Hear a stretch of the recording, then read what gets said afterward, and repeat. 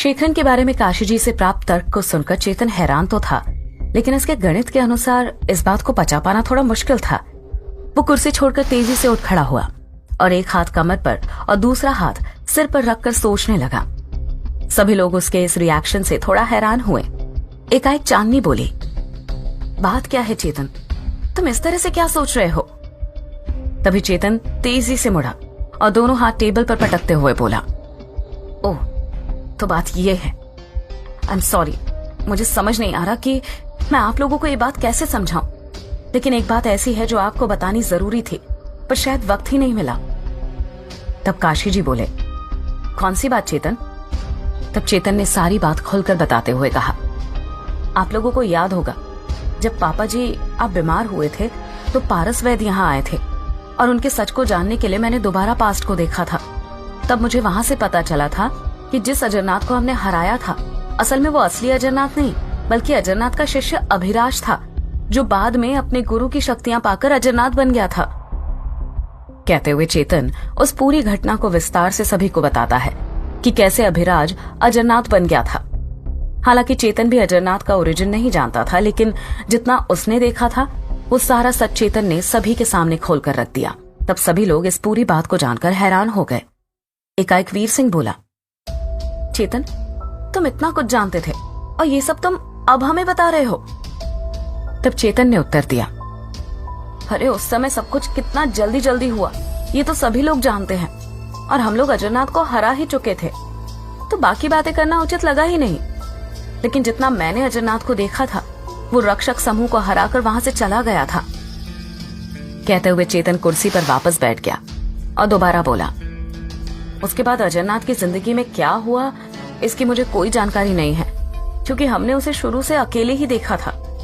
तो मैंने मान लिया कि उसका कोई परिवार कभी था ही नहीं, बेटा होना तो दूर की बात है। तभी चांदनी कुछ सोचते हुए बोली, लेकिन जरूरी थोड़ी है कि बेटा ही हो शेखरन, अजरनाथ का शिष्य भी तो हो सकता है। तब सारी बातों का अंत करते हुए काशी जी बोले, अब वो चाहे बेटा हो, शिष्य हो या कोई संबंधी हो, उससे कोई फर्क नहीं पड़ता, लेकिन ये याद रखना कि हमसे बदला लेने का उसके पास पूरा कारण है, इसलिए वो हमें धमकी देकर गया है। अब हमें ये सोचना है कि माही को उसके इस जाल से कैसे बचाया जाए, क्योंकि हमें तो लगता है कि माही इस सच को नहीं जानती, लेकिन फिलहाल सुबह हो चुकी है। ये सब सोचने के लिए हमारे पास आज शाम तक का ही समय है। ये सुनकर सभी लोग चिंता से भर गए, लेकिन फिर उठकर किताबों वाले कमरे से बाहर आ गए। चेतन घर के बाहर की ओर चला गया। कुछ देर बाद चांदनी भी हाथ में चाय का कप लिए घर के बाहर चली आई, लेकिन चेतन बाहर नहीं था। तब चांदनी ने आसपास देखा तो उसे चेतन नजर आ गया। वो चेतन की ओर बढ़ते हुए बोली, यहाँ क्या कर रहे हो चेतन? वो उस समय माही के लगाए छोटे से बगीचे में खड़ा था। तब चेतन चांदनी की ओर बिना देखे बोला, बस ऐसे ही इन फूलों को देखने चला आया। तब चांदनी चाय का कप उसकी ओर बढ़ाते हुए बोली, मैं समझ सकती हूँ कि तुम पर क्या बीत रही है। तुम माही को याद कर रहे हो ये भी जानती हूँ, और मुझे कोई शिकायत भी नहीं है। शादी के वक्त ही तुमने कहा था कि चांदनी अपनी बात पूरी कर पाती उससे पहले चेतन बोला, आई एम सॉरी चांदनी। कहते हुए चेतन ने चांदनी की मायूसी भरी बात पर अल्प विराम लगा दिया। तब चांदनी दोबारा बोली, किस बात के लिए चेतन? तब चेतन बोला, इतने समय तुमने जो कुछ मेरे लोगों के लिए सहा, जिसमें मेरा बर्ताव भी शामिल था, और सॉरी तुम पर भरोसा ना करने के लिए, पर अब मैं अपने दिमाग से पूरी तरह क्लियर हूं कि मुझे क्या करना है। इस बात को सुनकर चांदनी ने कोई रिएक्शन नहीं दिया। दोनों एक अजीब सी खामोशी के साथ कुछ देर वहीं खड़े रहे, और कुछ देर बाद चांदनी बिल्कुल धीमी सी आवाज में बोली, आगे क्या होगा चेतन? ये सोचकर मेरा मन बहुत घबरा रहा है। तब चेतन भी फूलों की ओर देखते हुए ही बोला, सच कहा, मुझे भी डर लग रहा है। अगर फिर खूनी वधू के कारण तबाही मची तो पूरी जिम्मेदारी हमारी होगी, क्योंकि ये बात पूरा गांव जानता है कि खूनी वधू को हमने ही कैद किया था। कहते हुए चेतन पीछे मुड़ा और दोबारा बोला, अब हमारी मदद वही कर सकते हैं जिन्होंने हमेशा हमारा साथ दिया है। तब चांदनी हैरान होते हुए बोली, कौन? इस बात के जवाब में चेतन ने मुस्कुराते हुए धीमे स्वर में हाथ जोड़कर कहा, स्वयं भगवान काल भैरव। मैं काल भैरव मंदिर जा रहा हूं, क्या तुम साथ आओगी? चांदनी ने मुस्कुराकर पलकें झपका दी। थोड़ी देर में दोनों काल भैरव मंदिर पहुंच चुके थे। सुबह की आरती खत्म हो चुकी थी। चेतन और चांदनी काशी जी के कहे अनुसार थोड़ा हिचकिचाहट के साथ सरपंच जी को लोगों को सतर्क करने की बात बता दी। ये सुनते ही सरपंच जी परेशान हो गए और चिंता भरी आवाज में बोले, अब क्या बात हो गई चेतन बेटा? तब चेतन परेशान होकर चांदनी को देखने लगा। एकाएक चांदनी बोली, कल रात हमारे घर के सामने क्या हुआ, इस सब की खबर तो आपको लग ही गई होगी। मामला जरा गंभीर है, बस आप मदद कीजिए। तब सरपंच चेतन के कंधे पर हाथ रखकर बोले, ठीक है, तुम चिंता मत करो, हम देख लेंगे। जैसा आप लोग कहेंगे वैसा ही होगा। सरपंच जी की बात सुन दोनों के मन को तसल्ली पड़ गई। एकाएक चेतन बोला, चांदनी अब तुम घर जाओ, मैं तुमसे वहीं मिलूंगा। फिलहाल मैं यहीं मंदिर में रुकना चाहता हूं। चेतन की बात सुन चांदनी थोड़ी परेशान सी सूरत लेकर घर की ओर चल पड़ी। उधर चेतन भगवान काल भैरव की प्रतिमा के सामने हाथ जोड़कर प्रार्थना करते हुए बोला, हे ईश्वर, आपकी सहायता के बिना हम लोग निर्दोषों को बचा नहीं पाएंगे। मदद कीजिए। मैं अपने लिए कुछ नहीं चाहता, लेकिन अगर इस लड़ाई में किसी की भी जान गई तो उसकी जिम्मेदारी हम पर होगी, इसलिए मैं आपसे प्रार्थना करता हूं। कहते हुए चेतन अपने एक पैर पर खड़ा होकर प्रार्थना करने लगा। इसी तरह उसे प्रार्थना करते हुए कुछ घंटे बीत गए। जब चेतन काफी देर तक घर नहीं लौटा तो सभी को चिंता होने लगी। काशी जी चांदनी के करीब आकर बोले, चांदनी, चेतन अब तक नहीं लौटा, यहां समय बीत रहा है, तुम्हें उसे साथ लाना चाहिए था। इस बात पर चांदनी ने जवाब दिया, पापा जी, मैंने उनसे साथ चलने को कहा था, लेकिन वो मंदिर में ही रुक गए। कुछ देर इंतजार कर लेते हैं, लौट आएंगे। सभी लोग चेतन का इंतजार करने लगे। इंतजार करते करते कई घंटे बीत गए।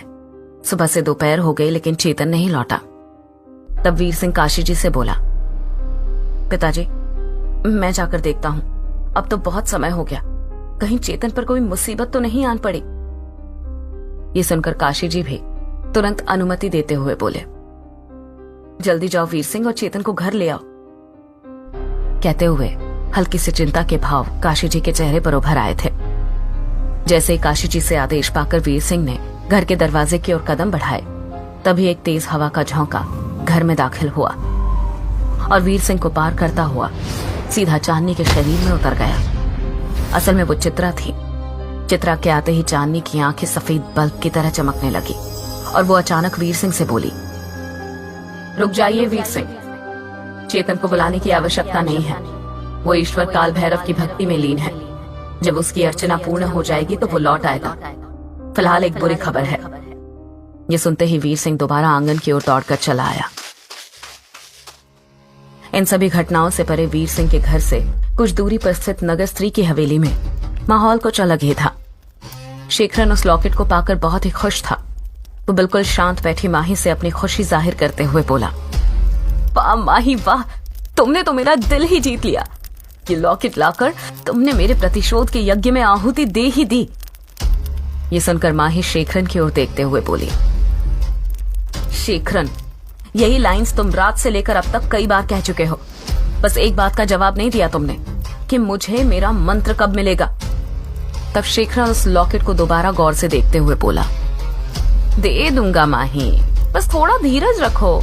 तुम तो जानती हो ना कि आज की रात पूरन पूर्णिमा की रात है। आज मैं खूनी वधू को मुक्त करके अपने वश में कैद करने वाला हूँ। बस एक बार वो हो जाए, फिर मैं तुम्हारे मंत्र पर ही काम करने वाला हूँ। कहते हुए शेखरन ने माही को मना लिया।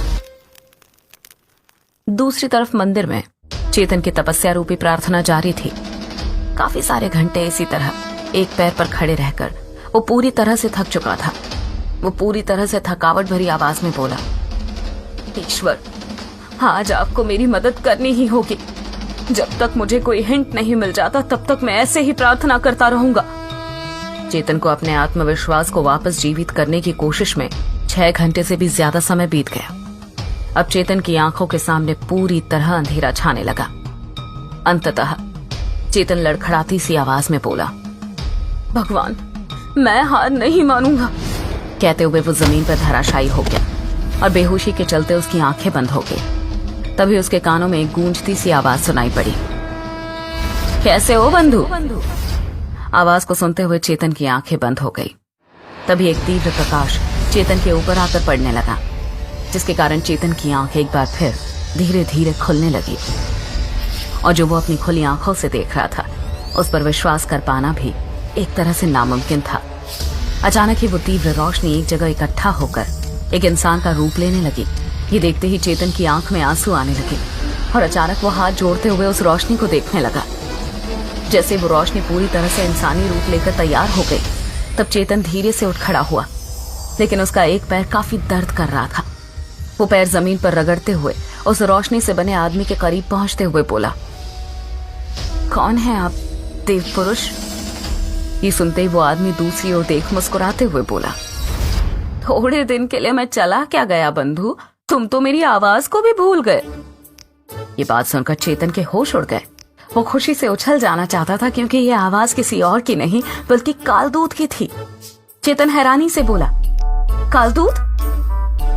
तब कालदूत चेतन की ओर मुड़ा तो चेतन ने देखा उसका हुलिया पूरी तरह से बदला हुआ था।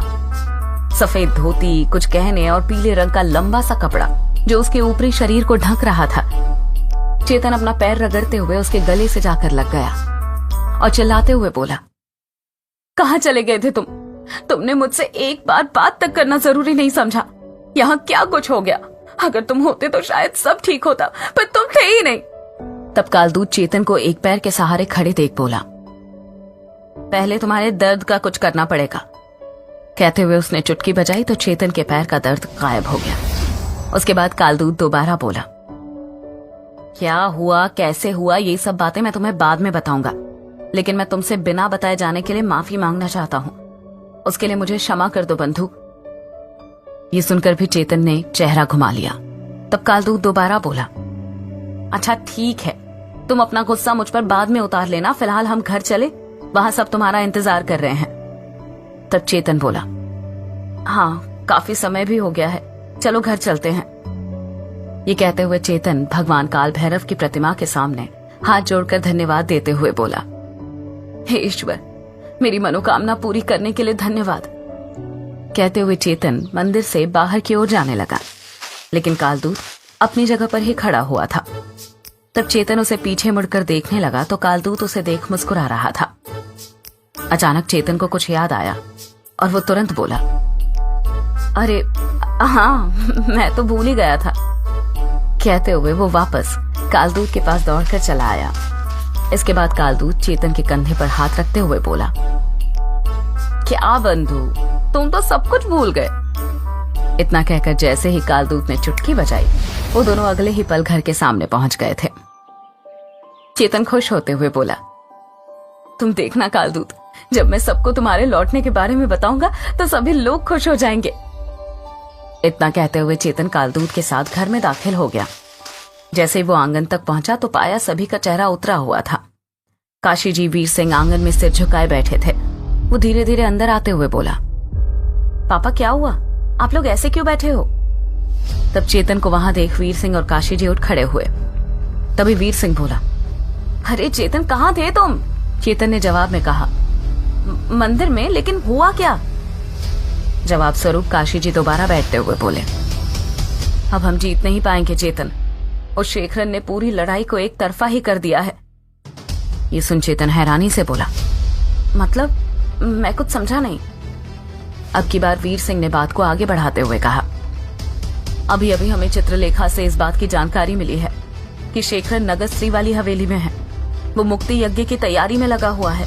साथ ही उसने हवेली के चारों ओर ऐसे कवच का निर्माण किया है कि कोई भी अगर उस कवच के पार जाने की कोशिश करेगा तो मारा जाएगा। चित्रलेखा की जानकारी भी उससे है। इसका मतलब चित्रा भी कोई मदद नहीं कर पाएगी। ये सुनकर चेतन मौन खड़ा रहा। आखिर कैसे इस रक्षा कवच का भेद उन्हें मिलेगा और इस लड़ाई में कालदूत की क्या भूमिका होगी, जानने के लिए सुनते रहिए खूनी वधू, सिर्फ पॉकेट एफएम ऐप पर।